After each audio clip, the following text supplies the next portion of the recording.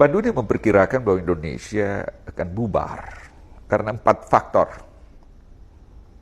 Sebut pertama karena diskriminasi. Ada unequal policy. Jadi ada treatment negara yang tidak adil. Gitu.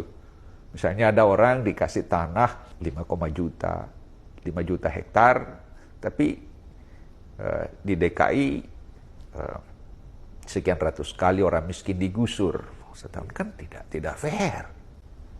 Jadi Bank Dunia itu menyebut bahwa untuk sanitasi bersih di Jakarta sudah mencapai 90 sekian persen.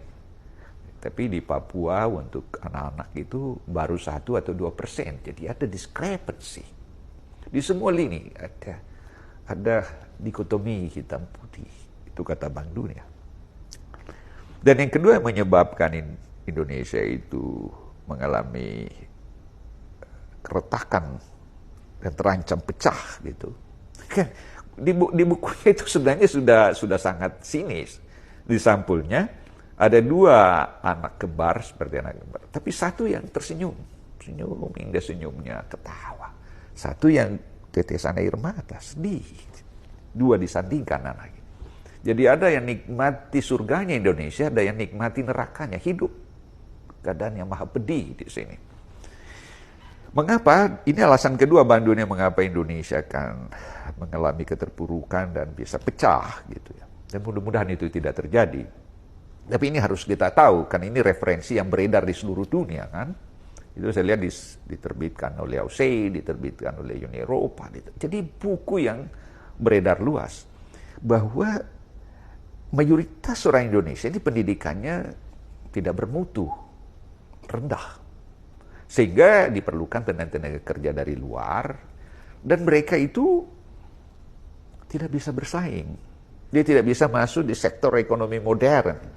Misalnya main digital, orang di mana-mana kan, dan tidak bisa dia. Pesan Gojek, orang-orang di kampung, masuk di sini, kan bisa lewati itu pematang sawah kan, tidak bisa. Jadi karena pendidikannya dia rendah, sehingga dia terserap dengan dunia kerja yang cukup untuk bisa hidup, supaya tidak mati lah gitu.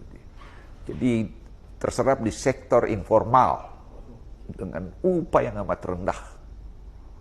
Jadi dia tergeser secara alamiah.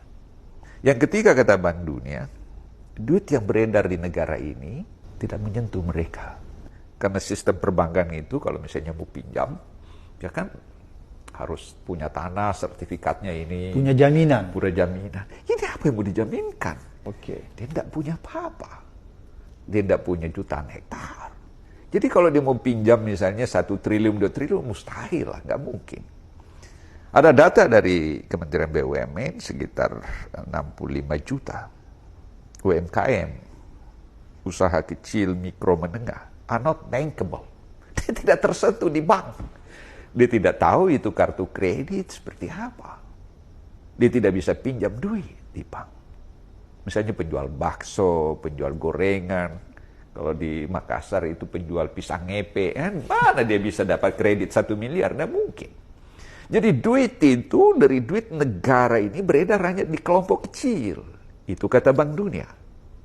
Sehingga ini tidak nikmati kemerdekaan. Kelompok kecil itu bisa dikategorikan itulah oligarki ya?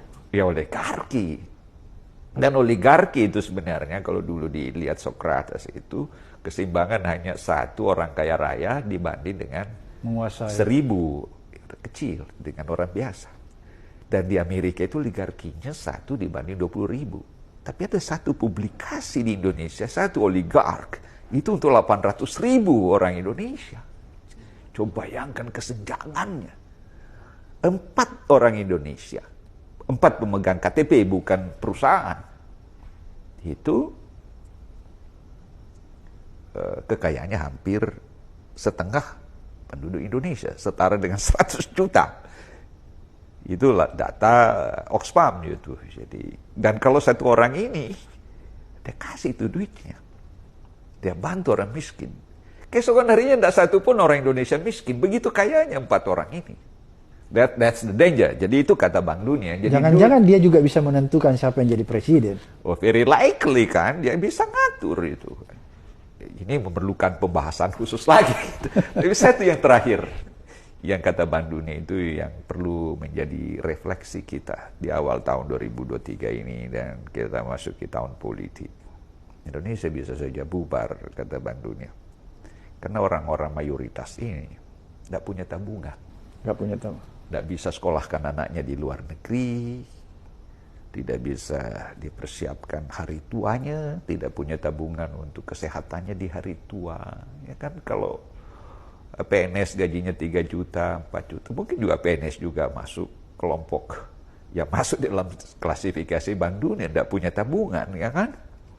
So kalau PNS-nya Malaysia itu, ya bisa rekreasi, ya kan? Kalau liburan bisa ke Hawaii, ke Bali. Kita kalau mau pulang Lebaran aja, itu Harus menabung. harus Bertahun-tahun. tahu. Jadi itu anunya situasi yang merisaukan kita mengenai ini. Jadi dengan keadaan yang lemah ini, kita khawatirkan bahwa terjadi new colonialization, jadi penjajahan baru di kita. Kita buka orang lain masuk dan kita dalam belenggu keterbelakangan.